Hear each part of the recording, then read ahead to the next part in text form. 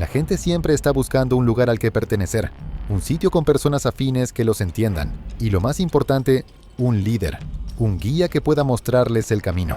Por supuesto, al principio todo parece genial, pero no tarda mucho en salir a la luz la verdadera naturaleza de estos grupos, más específicamente la de sus líderes. Los líderes desean una sola cosa: control sobre sus seguidores. Quieren que los seguidores hagan todo lo que ellos digan y les den todo lo que quieran. Y por supuesto, quieren que sus seguidores estén dispuestos a morir, e incluso, posiblemente, a matar por ellos. Y ahí es cuando te das cuenta. Esto no es una gran familia feliz a la que estas personas se han unido. Es una secta, y en este video revisaré 7 de ellas. Aquí están 7 de las sectas más oscuras y perturbadoras. Una de estas sectas literalmente solo tenía 4 personas, pero en todos los lugares donde he leído sobre ellas las enumeran como secta, así que cuentan. A principios de la década de 1970, Marshall Herb Applewhite buscaba sentido en medio de una crisis personal. Ex profesor de música en Texas, Applewhite había empezado a luchar contra la depresión y visiones apocalípticas. En 1972, se cruzó con Bonnie Lowe Nettles, una enfermera de Houston interesada en la astrología y los ovnis. Sintieron una conexión instantánea y pronto se convencieron de que compartían una misión divina, llegando incluso a creer que eran los 2 testigos proféticos anunciados en el libro del Apocalipsis. Para 1974, Applewhite y Nettles habían fundado un nuevo grupo religioso que pasó a conocerse como Heaven's Gate, la Puerta del Cielo. Applewhite y Nettles, que adoptaron los nombres de Doe y T respectivamente, recorrieron el oeste de Estados Unidos predicando una mezcla poco ortodoxa de profecía apocalíptica cristiana y folclore ovni. Prometían que pronto llegaría una nave espacial para llevar a los seguidores fieles a un plano superior de existencia. En 1975 la pareja realizó reuniones de reclutamiento en California y Oregón, atrayendo a un pequeño grupo de devotos dispuestos a abandonar a sus familias y todos los lazos mundanos para unírseles. Quienes respondieron al llamado se salieron de la sociedad de inmediato, viendo a Applewhite y Nettles, apodados Los Dos, como líderes. Cuando no llegó ninguna nave como predijeron, Heaven's Gate pasó de la anticipación a la perseverancia. A finales de los 70 y principios de los 80, los miembros vivieron una vida comunal nómada bajo un régimen cada vez más estricto. Acamparon en áreas remotas y más tarde se mudaron entre discretas casas seguras, manteniendo el secreto y rutinas diarias disciplinadas. Los seguidores renunciaron a todas las posesiones terrenales, cortaron contacto con la familia y adoptaron una estricta castidad. Con el tiempo, se tomaron medidas aún más extremas para sostener su estilo de vida monástico. Al menos 8 miembros varones, incluido Applewhite, se sometieron voluntariamente a cirugías de castración para demostrar una renuncia total al deseo terrenal. Dentro de la secta, Applewhite ejercía autoridad absoluta mientras Nettles era su colíder.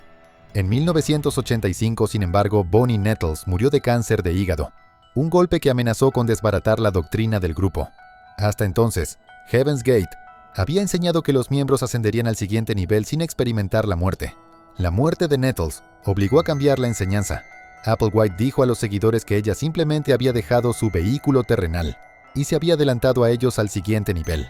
Morir, explicó, no era un fracaso para los fieles, sino un paso necesario para dejar verdaderamente la tierra y alcanzar el reino celestial. A principios de los 90, Heaven's Gate reapareció tras su reclusión. Applewhite, ahora líder único, aún dirigía un núcleo de seguidores devotos y buscaba nuevos conversos. En la era temprana de Internet, el grupo incluso inició un negocio de diseño de sitios web bajo el nombre Higher Source para financiar sus actividades, y crearon su propio sitio para difundir las enseñanzas de Heaven's Gate. Vivían en silencio, convencidos de que una señal cósmica algún día indicaría cuándo era momento de abandonar la Tierra. Esa señal pareció llegar en 1997 con la aparición del cometa Hale-Bopp, en medio de rumores de que una nave alienígena lo seguía. Para Applewhite, esto fue la profecía cumplida. Anunció que la largamente esperada salida era inminente. Por fin venía una nave a recogerlos. A medida que el cometa Hale-Bopp se acercaba, el tono de Applewhite se volvió urgente. Grabó mensajes en video en los que decía a sus adeptos que era hora de dejar sus vehículos humanos y ascender al siguiente nivel.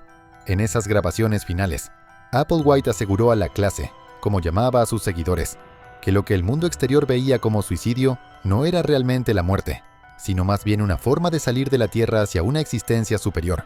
En el sitio web de Heaven's Gate, el grupo publicó un ensayo titulado Nuestra postura contra el suicidio. argumentando que quedarse atrás, rechazar el llamado a evolucionar, sería el verdadero suicidio. A ojos de Applewhite, no se estaban autodestruyendo, estaban graduándose del nivel humano. La secta incluso señaló sus intenciones con un último mensaje público en su sitio web. Una nota proclamaba que la llegada del cometa Hale-Bopp traía el cierre de Heaven's Gate y que su clase de 22 años en la Tierra había llegado a su fin. Estaban, decía la nota, preparados para dejar este mundo e irse con la tripulación de T. A finales de marzo de 1997, Heaven's Gate ejecutó su acto final en una mansión alquilada en el suburbio de Rancho Santa Fe, en San Diego. En 2 días, los 39 miembros del grupo, 21 mujeres y 18 hombres, murieron por suicidio en una secuencia cuidadosamente orquestada. Al terminar ese fin de semana, 39 personas yacían muertas, convencidas de que se dirigían a una nave escondida detrás del cometa. El 26 de marzo de 1997, 3 días después del suicidio, una llamada anónima de un exmiembro llevó a los alguaciles a la casa de Rancho Santa Fe, donde se toparon con una escena macabra pero ordenada. Los cuerpos estaban boca arriba en literas y colchones, cada uno cubierto con un cuadrado de tela púrpura. Todas las víctimas vestían la misma indumentaria, camisetas y pants negros, tenis Nike nuevos y parches en las mangas que decían Heaven's Gate Away Team, es decir, equipo de despliegue de Heaven's Gate. Cerca había bolsas personales y documentos de identificación. Los investigadores observaron que cada víctima llevaba un billete de $5 y un puñado de monedas de 25 centavos en el bolsillo. Un último símbolo que tal vez pretendía ser la tarifa para el viaje más allá. Para la mayoría del mundo, la historia de Heaven's Gate terminó con esas 39 muertes. Sin embargo, una parte de la secta sigue viva. Su sitio web, que Applewhite y sus seguidores habían montado antes de su partida, permaneció en línea tras el incidente. Se dejó con un mensaje de despedida y continúa siendo mantenido por algunos devotos sobrevivientes. 2 exmiembros de Heaven's Gate se han asegurado de que el sitio siga funcionando durante décadas, pagando discretamente el hospedaje e incluso respondiendo ocasionalmente correos electrónicos. Incluso hoy, la página de Heaven's Gate sigue accesible, preservada como una cápsula del tiempo de las creencias inusuales de la secta y su despedida final al mundo. Además, la secta fue parodiada en el 3er episodio de Family Guy, de Todas las Cosas. I'm so glad you could join us, Meg. We're gonna have a great time on our trip. A trip? Like to the beach? Because I didn't bring my bathing suit. Oh, you won't need anything for where we're going. Excuse me, I've gotta go mix the punch. Todo el asunto del ponche envenenado obviamente hace más referencia a Jonestown, pero los miembros hablando de irse de viaje y el líder hablando de ascensión y cosas así. Es bastante obvio que se supone que es Heaven's Gate. He must think I'm a total dog. Oh, that is so not true. Then what is it? He's a eunuch. Really? Sure. All the guys here have been castrated. It's cool. Ooh, our leader is here to take us on our journey. My children, rejoice. The hour of transformation is close at hand. Come on, kids, let's get going. Sorry, Meg. I guess it's another bunch of people who'd rather fake their own death than go to a party with you. Children, the time of ascension has arrived. Oh, for the love of God, haven't any of you ever been in a cult before? La historia de Robin Gecht comenzó en un dúplex del noroeste de Chicago. Nacido en 1953, alternaba entre trabajos menores de carpintería y turnos nocturnos en lavanderías, cultivando una reputación de puntualidad impecable que escondía un laberinto de obsesiones. Compañeros de trabajo contaron después a periodistas que Gecht pasó varias semanas colocando paneles de yeso para John Wayne Gacy, un empleo que lo convenció, según ellos, de que la normalidad suburbana podía camuflar absolutamente cualquier cosa. En algún momento de 1980, decidió darle a su ático un cambio bastante siniestro. Pintó cada superficie, tablones del piso, vigas, incluso el único foco, de un rojo intenso. En el centro construyó un tosco altar de madera contrachapada, cubierto con terciopelo rojo. Encima reposaban un cuchillo Bowie de 14 pulgadas y una caja de puros forrada en el mismo terciopelo. Gecht llamó a ese espacio la capilla, y lo trataba tanto como un confesionario como un laboratorio. Pasaba las noches allí, ensayando rituales armados con fragmentos de panfletos ocultistas y versículos de la Biblia King James, hasta que la coreografía resultaba natural. La congregación que reunió era pequeña pero moldeable. Edward Spreitzer, un ayudante de taller mecánico con sobrepeso que Gecht conoció en un drag strip del South Side, ansiaba pertenecer a algo y lo encontró en las alabanzas casuales de Gecht. Después se sumaron los hermanos de Villa Park, Andrew y Thomas Kokoraleis, techadores tranquilos de un estricto hogar griego, atraídos primero por el escondite de cervezas y discos de metal de Gecht, y luego por la noción de que Satanás podía recompensar la lealtad mejor que cualquier jefe sindical. A finales de 1981, los cuatro se autodenominaron The Reaper Crew, aunque los investigadores eventualmente los apodaron los Destripadores de Chicago. Su escritura sagrada se reducía a una sola frase, oscura como la sangre: el dolor trae poder. El ritual que planearon era metódico: recorrer la ciudad en una destartalada van Dodge roja, secuestrar a una mujer sola, usualmente trabajadora sexual o una persona que volvía del trabajo, atarla con alambre, marcarle una cruz superficial entre las costillas y amputar un seno con paciencia quirúrgica. Mientras recitaban fragmentos distorsionados de la Biblia, cada seguidor se masturbaba sobre la herida, creyendo que el acto alimentaba al oscuro. El seno era colocado en la caja de terciopelo para luego cortarse en cubos del tamaño de un pulgar y comerse, acompañado de cerveza Old Style, mientras un cassette de Ozzy Osbourne sonaba en bajo volumen por si los vecinos escuchaban. La primera víctima confirmada fue Linda Sutton, quien desapareció el 23 de mayo de 1981 tras salir de un motel en Villa Park. Su cuerpo apareció 10 días después en un terreno baldío, con las muñecas atadas con alambre y un seno removido con escalofriante precisión.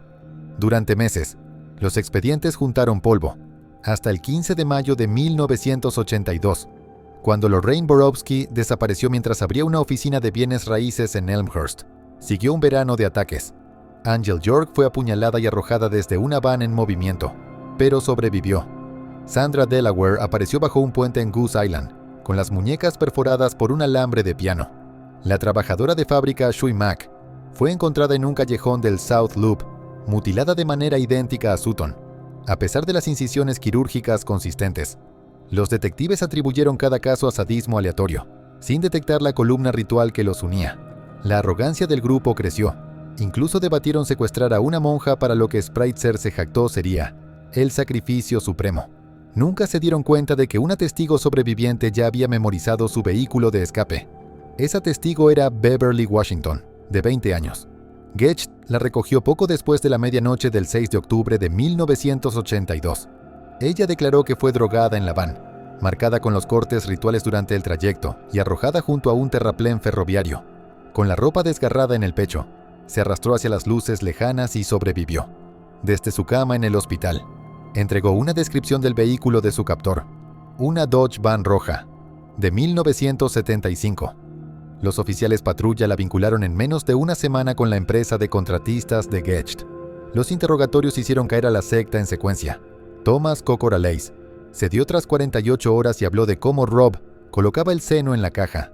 Andrew aportó detalles de asesinatos al azar con escopeta que habían cometido por diversión. Spritzer confesó al menos 5 homicidios y describió pesadillas vívidas cada vez que se perdía un ritual.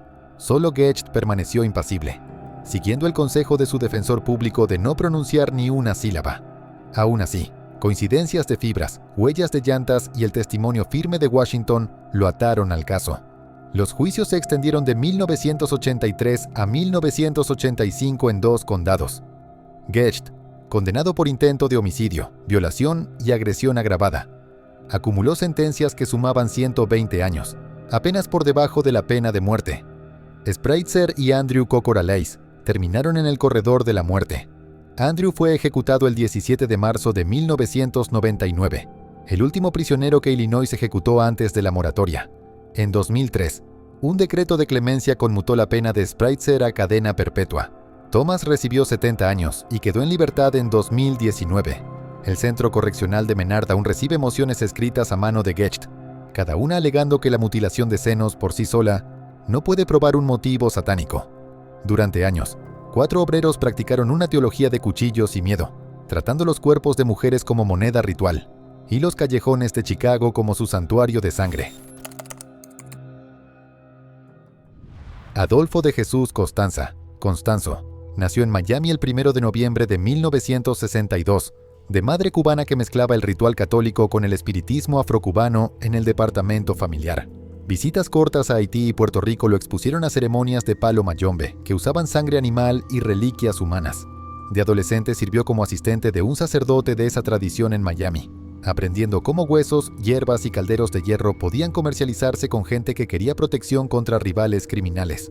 Cuando el sacerdote murió en 1981, Costanzo se mudó a Ciudad de México, adoptó el título de El Padrino y empezó a cobrar a traficantes y policías por lo que llamaba trabajo fuerte, ritos de limpieza destinados a mantener sus operaciones libres de interferencia. Entre 1984 y 1986, reclutó a un pequeño cuerpo de seguidores que manejaban armas, contabilidad y reclutamiento, mientras él realizaba los rituales. Su versión del palo mayombe mantenía la nganga tradicional, una olla de hierro que se decía albergaba un espíritu engordado, pero mezclaba íconos católicos y detalles tomados de la santería y el folclore azteca. Costanzo montaba ceremonias que incluían gallos o cabras, y a veces cebras compradas en el zoológico de la Ciudad de México. El valor de espectáculo impresionó a clientes potenciales y expandió su red hacia Tamaulipas, donde la familia Hernández movía marihuana a través de la frontera cerca de Matamoros. A cambio de una parte de cada envío, Costanzo bendecía las cargas y ofrecía hechizos para desviar a los agentes estadounidenses. La sociedad aportó suficiente dinero para comprar el rancho Santa Elena, una propiedad de 400 acres a unos 30 kilómetros al oeste de Matamoros, y para armar una guardia privada con rifles y radios. Sara María Aldrete conoció a Costanzo en 1987. Era estudiante de educación física en Texas Southmost College y cruzaba diariamente de Brownsville a Matamoros. Costanzo le dijo que llevaba autoridad sacerdotal de una vida anterior. La promesa de estatus e ingresos la atrajo al grupo. Dejó de ir a clases y aceptó el cargo de la madrina. Aldrete organizaba vehículos, falsificaba documentos, administraba casas seguras y horarios, permitiendo a Costanzo concentrarse en el ritual y la intimidación. Costanzo creía que sacrificios mayores fortalecerían la nganga y, por extensión, el negocio de tráfico que financiaba la secta. Las víctimas primero fueron tomadas de bandas rivales que se resistían a pagar por protección. En 1988, varios miembros de la familia Calzada desaparecieron tras rechazar su asociación. Sus restos fueron recuperados con dedos, orejas y, en un caso, la columna vertebral removida. El círculo íntimo de Costanzo entendía la extracción de partes corporales específicas como ofrendas obligatorias que empoderaban al espíritu. A principios de 1989, Costanzo insistió en que el siguiente ritual incluyera un cerebro superior. La noche del 14 de marzo de 1989, un equipo de exploración que patrullaba bares de Matamoros fijó la mira en Mark Kilroy, un estudiante de premedicina de 21 años de la Universidad de Texas que se había separado de sus amigos durante el Spring Break. Lo obligaron a subir a una camioneta y lo llevaron al rancho. 12 horas después, fue asesinado con un machetazo en el cuello. El cerebro fue extraído y hervido con hierbas, y el torso fue enterrado en una fosa poco profunda que ya contenía víctimas anteriores. La ciudadanía estadounidense de Kilroy convirtió lo que habían sido desapariciones regionales en una investigación internacional.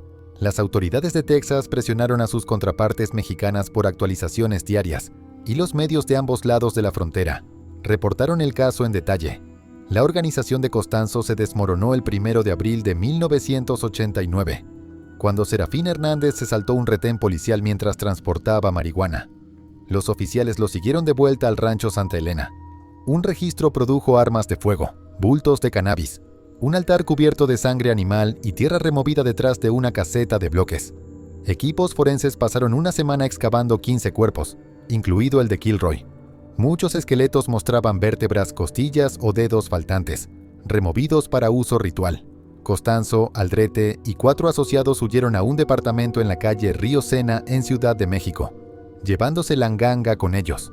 El 6 de mayo de 1989, la policía, actuando con base en una pista, rodeó el departamento. Costanzo disparó una Uzi desde la ventana del 5º piso hasta que se le acabaron las municiones. Luego ordenó a Álvaro de León que le disparara para evitar el arresto. De León abrió fuego y mató tanto a Costanzo como al lugarteniente Martín Quintana. Aldrete fue detenida sin lesiones. Los procedimientos judiciales se extendieron por varios años. En 1993, Aldrete recibió múltiples sentencias que sumaban más de 600 años. La ley mexicana limitó su término efectivo a 30. Varios miembros de la familia Hernández recibieron sentencias de 50 años por homicidio y delitos de drogas. Los investigadores atribuyeron al menos 26 asesinatos al grupo, aunque restos fragmentarios sugerían un número mayor. 2 seguidores de nivel medio nombrados en órdenes de aprehensión nunca fueron ubicados.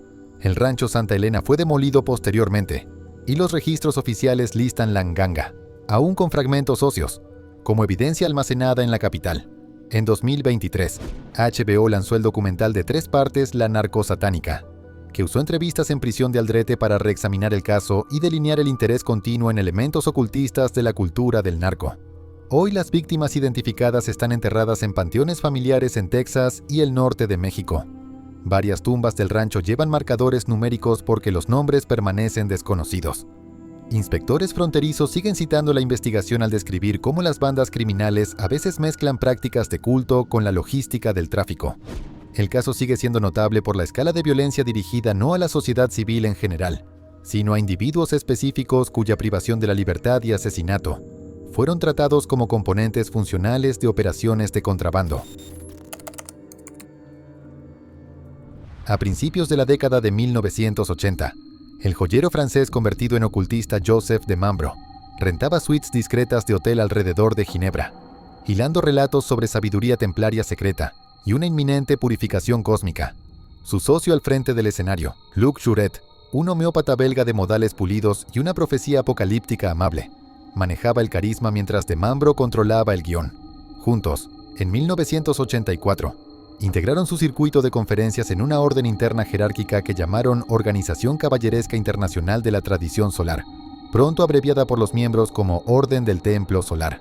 A los nuevos reclutas, en su mayoría profesionales con dinero de sobra, se les guiaba por rituales a la luz de las velas que fusionaban teatralidad masónica con misticismo espacial de la nueva era. A los iniciados de alto rango se les dijo que el mundo físico estaba condenado y que unos pocos selectos transitarían a un plano superior cerca de la estrella Sirio. Desde el principio, de Mambro dejó claro, si la profecía exigía carne, la profecía la obtendría. A principios de los 90, investigaciones financieras en Canadá y Suiza, además de un caso fallido de tráfico de armas, convencieron al liderazgo de que el final se acercaba. La paranoia de Mambro se centró en un exmiembro en quien alguna vez confió, Tony Dutoit, un artesano suizo-canadiense que había construido utilería ceremonial para la secta. La esposa de Tony, Nikki, había dado a luz a un hijo al que llamaron Christopher Emmanuel, nombre demasiado cercano, para rabia de Mambro, al de su propia hija Emmanuel, la autodenominada Niña Cósmica del grupo. El 30 de septiembre de 1994, Tony, Nikki y Christopher, de 3 meses, fueron atraídos a un chalet en Morin Heights, Quebec. 2 leales, Joel Egger y Jerry Genud, apuñalaron repetidamente a la pareja y luego asesinaron a Christopher con una estaca de madera. La orden vino directamente de Mambro, quien etiquetó al bebé como el anticristo. Los asesinos limpiaron la escena, colocaron temporizadores incendiarios y volaron a Europa esa misma noche. 3 días después, humo se elevó en 2 frentes en Suiza. En una granja en Cheiry, los investigadores hallaron una cámara ritual oculta, 23 cuerpos dispuestos en una rueda solar, la mayoría con disparos en la cabeza tras ser sedados, unos pocos asfixiados con bolsas plásticas. 90 millas al sur, las cáscaras quemadas de 3 chalets en Salvan revelaron 25 cadáveres más, muchos inyectados con veneno antes de que las llamas los consumieran. Entre los muertos estaban Jouret y de Mambro, vestidos con capas carmesí, bolsas plásticas pegadas alrededor de la boca y una pistola calibre 22 cerca. Los incendios habían sido activados con temporizadores de estilo militar, y cartas de despedida enviadas a amigos presumían que los despiertos habían dejado la tierra por un reino más puro. Autopsias posteriores mostraron que solo unos cuantos murieron por su propia mano. El resto fue ejecutado. La policía selló las escenas, pero la doctrina siguió circulando en hojas fotocopiadas de testamentos que prometían una segunda ola. Llegó 15 meses después, en los Alpes franceses.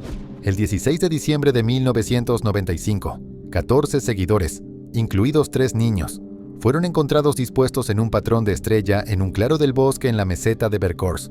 Cada uno había sido drogado, baleado con una pistola calibre 22, empapado en gasolina e incendiado. André Friedli y Jean-Pierre Lardanchet yacían cerca con revólveres. Su tarea final, completada. Los investigadores concluyeron que al menos 4 víctimas fueron coaccionadas o incapacitadas antes de morir. El acto final se desarrolló de nuevo en Quebec, antes del amanecer del 22 de marzo de 1997. Una casa modesta en Saint-Casimir estalló en llamas. Dentro estaban 5 incondicionales del Templo Solar, Chantal y Didier Queer, Pauline Rio, Bruno Clos y un pariente anciano. 3 hijos adolescentes de la familia Queer salieron tambaleándose a la nieve, aturdidos por sedantes. Dijeron a la policía que sus padres habían intentado arrastrarlos a una transición, pero cedieron cuando los chicos suplicaron vivir. Cuando los adultos perdieron la conciencia, los adolescentes incendiaron la casa por insistencia de sus padres y huyeron. Otra carta de transición, enviada horas después, afirmaba que el grupo continuaría la misión en otro mundo. 74 personas murieron bajo el estandarte del Templo Solar entre 1994 y 1997, asesinadas, coaccionadas o convencidas de que el fuego era una puerta a la salvación. La arquitectura de la masacre se trazó años antes, en rituales tenuemente iluminados donde Demambro y Shuret predicaban el escape de una tierra en colapso, cuando el escrutinio se apretó. Su teología de la ascensión mutó en un programa de asesinatos sistemáticos. Las logias de la orden hace tiempo fueron abandonadas, pero el plano que esos dos hombres bosquejaron, la fe convertida en muerte coordinada, permanece grabado en cada informe de autopsia y en cada fotografía forense rescatada de las cenizas.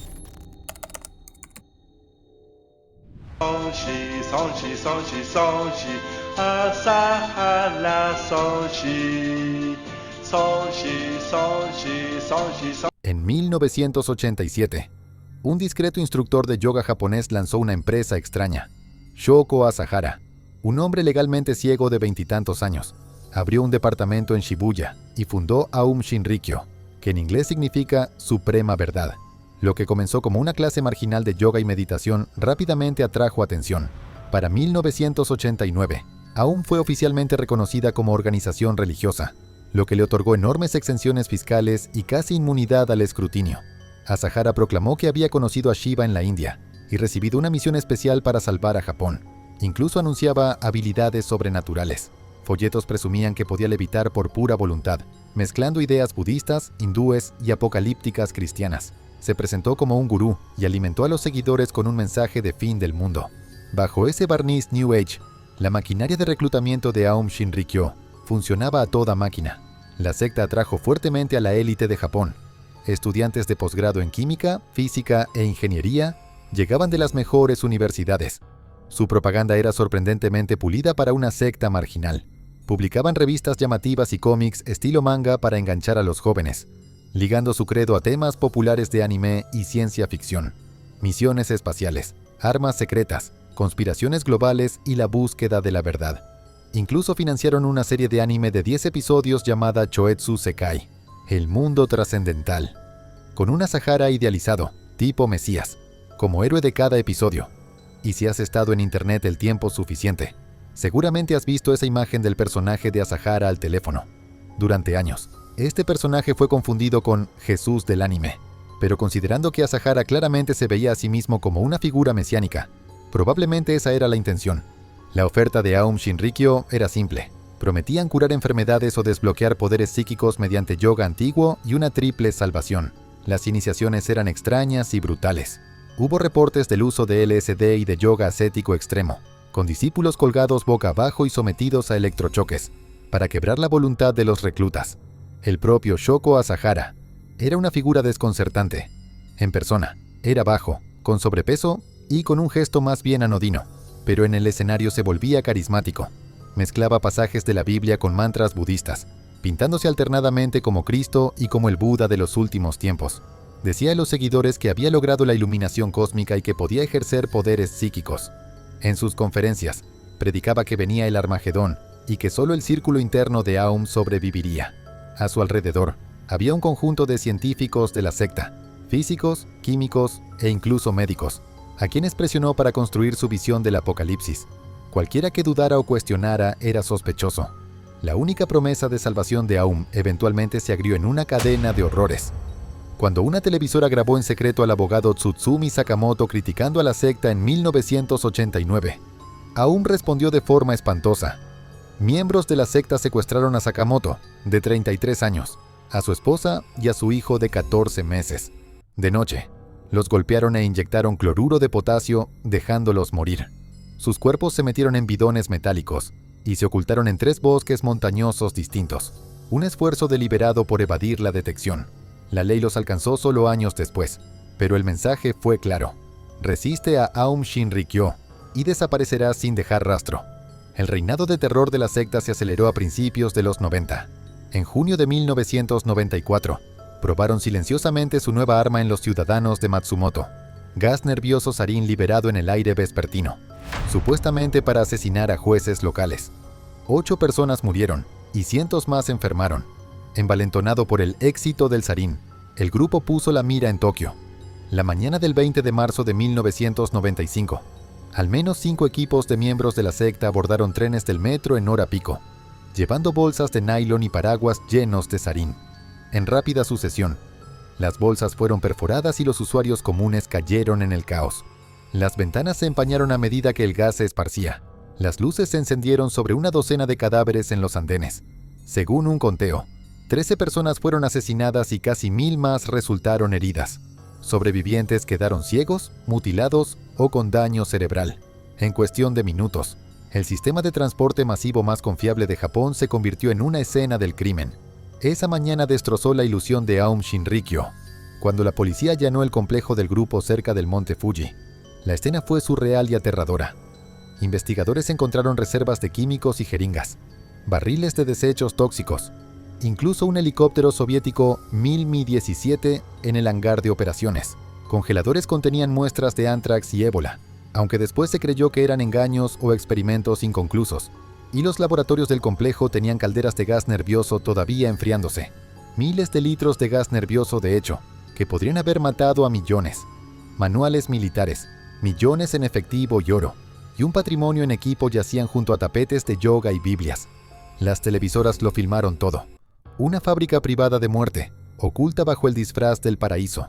Las mentiras y la violencia de Aum Shinrikyo quedaron expuestas ante el mundo. Shoko Asahara fue arrestado a los pocos días. En la corte se veía frágil y desorientado, asegurando aún que el horror del metro fue obra de otros. La justicia pudo moverse despacio, pero inexorablemente. Para cuando concluyeron los juicios, Japón había soportado años de testimonio espeluznante, fieles que confesaron asesinato, técnicos que describieron laboratorios de armas químicas y video oculto de rituales de la secta. Finalmente, en 2004, Asahara y 6 de sus lugartenientes más altos fueron condenados a muerte y finalmente ejecutados en la horca en 2018 por el ataque de 1995.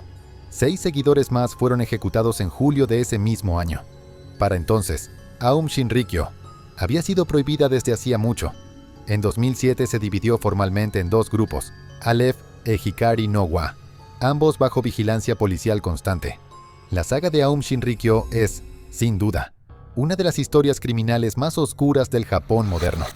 Un gurú ciego de yoga se convirtió en profeta del fin del mundo, sacando folletos enfermizos, cómics e incluso anime para reclutar a los descontentos, y luego masacró a inocentes con gas venenoso cuando su profecía falló.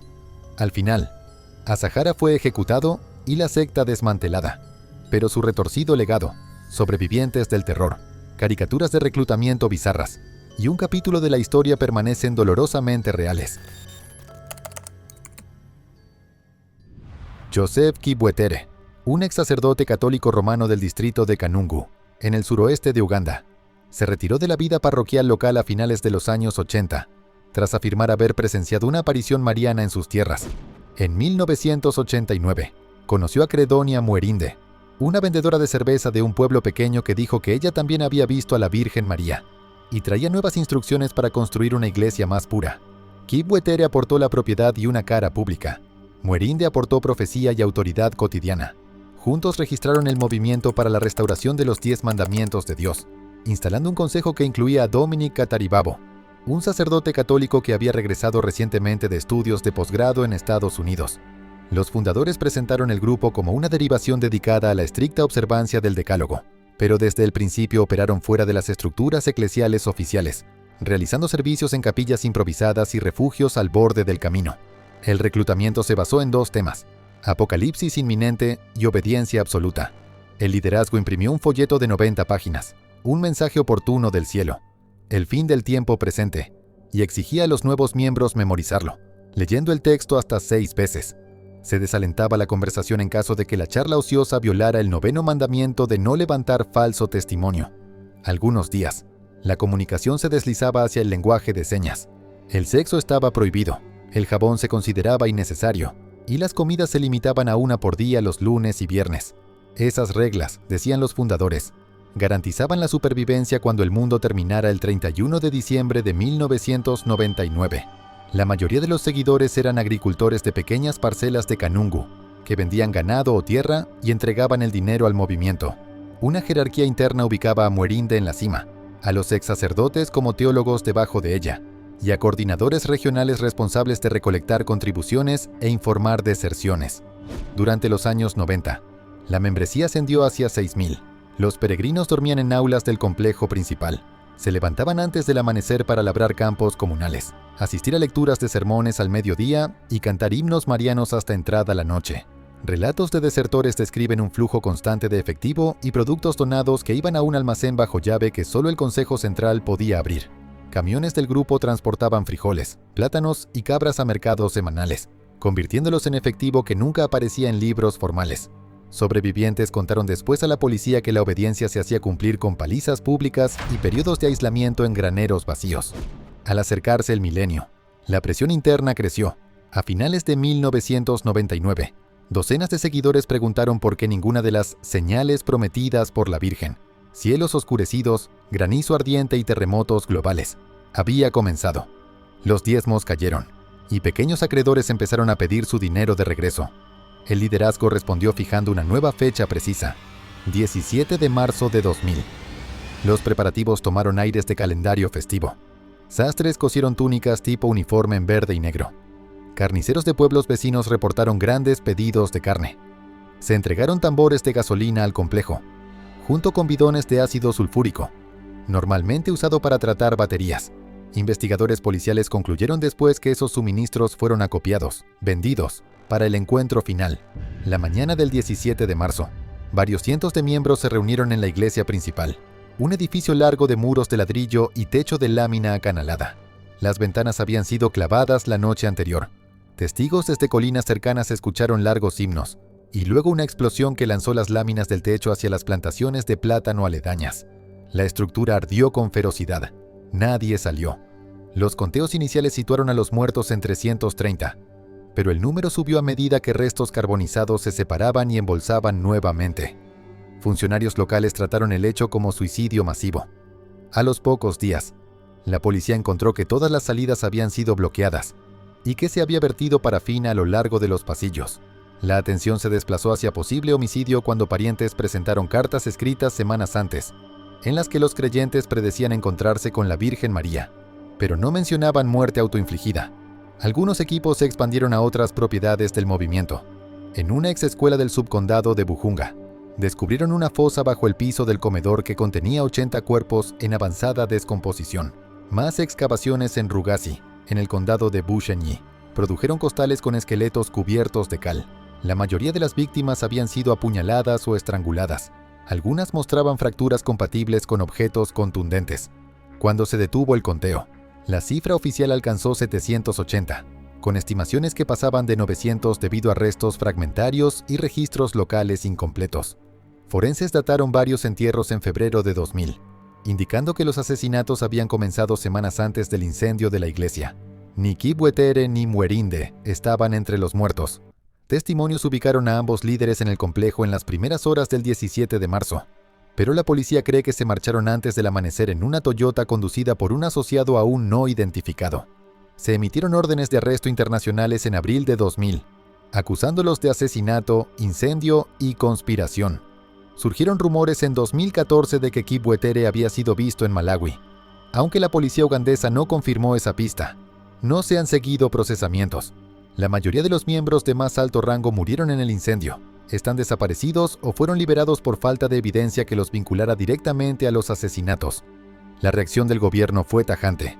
El presidente de Uganda llamó al evento asesinato en masa por ganancia monetaria, y la vicepresidenta describió a los organizadores como criminales haciéndose pasar por clérigos. El sitio de 48 acres en Kanungu volvió a propiedad privada y ahora forma parte de una plantación de té. El nuevo dueño ha hablado de erigir un pequeño memorial, pero nada se ha construido. Los primeros cables compararon Kanungu con Jonestown, enmarcándolo como un suicidio impulsado por desilusión profética. Estudios posteriores argumentaron que la mayoría de los seguidores fueron asesinados después de pedir reembolsos o amenazar con desertar. El movimiento acumuló activos mediante predicación apocalíptica, y terminó con la muerte violenta de la mayor parte de sus adeptos. Estimaciones sugieren que la organización movió el equivalente a varios millones de dólares estadounidenses mediante ventas de ganado y donaciones de miembros en sus 2 últimos años. La policía teorizó que los fondos fueron retirados en efectivo y llevados a través de fronteras. Hoy, los académicos listan al movimiento para la restauración de los 10 mandamientos de Dios entre los eventos de nuevos movimientos religiosos más mortíferos de finales del siglo XX, superado en número de víctimas solo por una secta de la que hablaremos ahora mismo. En serio, tenía que dejar esta para el final. Cuando se trata del término líder de secta, nadie es más infame y despreciable que Jim Jones. Jim Jones fue un joven predicador carismático que rompió con la iglesia metodista en Indianápolis para fundar su propia congregación. En 1956, estableció el Templo del Pueblo, People's Temple, predicando una mezcla de avivamiento cristiano y fervor socialista que atrajo a una feligresía racialmente integrada. Incluso presumía de una familia arcoíris, de hijos adoptivos de diferentes orígenes raciales, un símbolo viviente de su propia promesa de que la raza no importaba. Rápidamente convirtió esa energía en acción cívica. Como presidente de la Comisión Local de Derechos Humanos, ayudó a desegregar teatros y restaurantes, y el templo montó comedores comunales gratuitos y casas grupales para ancianos y personas con enfermedades mentales. A mediados de los 60, Jones había trasladado su congregación a California. Se estableció en el rural Redwood Valley, y a principios de los 70, había hecho de San Francisco el centro de su operación. Ahí, Jones cortejó a políticos y periodistas, ofreciendo votos y dinero para aumentar su influencia. El templo operaba amplios programas sociales, rehabilitación gratuita de drogas, clínicas médicas y un comedor comunitario, que le valieron elogios públicos. Miles se unieron a su iglesia, atraídos por promesas de justicia racial y apoyo comunitario. Pero el brillante exterior ocultaba una dura realidad. A medida que su séquito crecía, exmiembros empezaron a hablar. Dijeron que a los miembros del templo se les presionaba o forzaba a entregar sus ahorros, casas o incluso la custodia de sus hijos a la iglesia. La disidencia no se toleraba. Quienes cuestionaban a Jones podían ser golpeados, humillados o encerrados en celdas de castigo durante sesiones de confesión escenificadas. Para 1977, reportajes y documentos oficiales se apilaban, detallando curaciones fingidas, trabajo forzado y fraude financiero. La respuesta de Jones fue prometer un escape, una nueva comuna en la selva. En 1974, un pequeño equipo de avanzada exploró una extensión de 3.000 acres de selva tropical en la remota Guyana. 3 años después, Jones condujo a cerca de 1,000 de sus seguidores más leales a la selva para construir una utopía socialista autosuficiente. La vendió como una cooperativa agrícola, rica en alimentos y libre del racismo estadounidense. You can see it split from the bottom and across the top. And the explosion knocked me 8 feet right through the air. I lit on the ground on my shoulders. I came out without a bruise. The tank and the pump it encircled Tim. The wires broke. They were laying in the water. We were both standing in water, and neither one of us received a shock, bruise, scratched, or nothing. It was just through the loving care of our Father that this miracle was possible. Neither one of us was hurt at all. This is 3/8-inch thick steel, and it sounded like a bomb when it exploded. My name is Don Swaney, and I'm grateful to be down here. It's more freer down here, and it's more beautiful. Up there, I wouldn't get along with people very much, and down here, I'm getting along with people. I learn about new machineries I haven't even seen before, and it's really getting along great here. Donde vivirían en paz. La comuna se llamó oficialmente Proyecto Agrícola del Templo del Pueblo. Los miembros la apodaron Jonestown. La vida en Jonestown rápidamente se convirtió en una rutina extenuante. La comunidad abrió granjas y construyó barracas de madera bajo la dirección de Jones. Cada día comenzaba antes del amanecer. Los miembros se levantaban en la oscuridad de la selva para sembrar y regar bajo el sol abrasador. Guardias armados del círculo íntimo de Jones patrullaban constantemente. La libertad personal desapareció. Pasaportes y dinero se guardaron bajo llave. La correspondencia era censurada, y se alentaba a los residentes a delatarse entre sí. Jones incluso instaló bocinas por todo el campamento. Cuando sonaban sus sermones grabados, todos tenían que quedarse inmóviles en silencio hasta que terminaran. La presión constante y el miedo llevaron a más y más personas a hablar discretamente de escapar. A finales de 1978, familiares preocupados de miembros del templo en California estaban desesperados por respuestas. El representante estadounidense Leo Ryan, cuyo distrito incluía a muchos exvotantes del templo, accedió a investigar. Contra el consejo de colegas, Ryan fletó un avión y voló a la selva el 17 de noviembre de 1978, con un puñado de reporteros y familiares de seguidores preocupados del templo. Fue el primer político estadounidense en visitar el campamento remoto. Funcionarios del templo montaron una cálida recepción, una cena y un espectáculo para retratar una comunidad feliz y unida. En privado, sin embargo, algunos residentes asustados deslizaron notas al equipo de Ryan, suplicando ser rescatados. El ambiente era tenso. A la mañana siguiente, en un claro cercano a la pista de aterrizaje, el grupo de Ryan se preparó para partir. Un camión de volteo rentado estaba cargado con equipaje y cerca de una docena de desertores y familiares que habían decidido irse con el congresista. What happened? Well, we were all of a sudden we had a whole lot of people at the last minute who wanted to go. Suddenly rushed forward and said, "We want to leave." We knew about two as early as last night. We knew about a family this morning that said we got to go. And you have to understand there was a high degree of agitation on the part of those who want to go, and they were really very much in fear. And so we made arrangements for them. Of course, the transportation is extremely limited and very difficult. So we had to begin planning. And of course, most of these people, if they come out, will not have enough food and don't have enough clothing, a place to stay, and the rest. So we had to begin a real operation, at which point we divided up the work, and my responsibility, among the three of us, my assistant and the deputy chief of mission, Snyder and I, my job was to stay behind and get the list of people who wanted to go, make sure they had their stuff, make sure they made their declarations they wanted to leave, and all, and just keep it straight. And I was doing that, which included going with some of them to get their belongings because they were reluctant to go back to their buildings alone.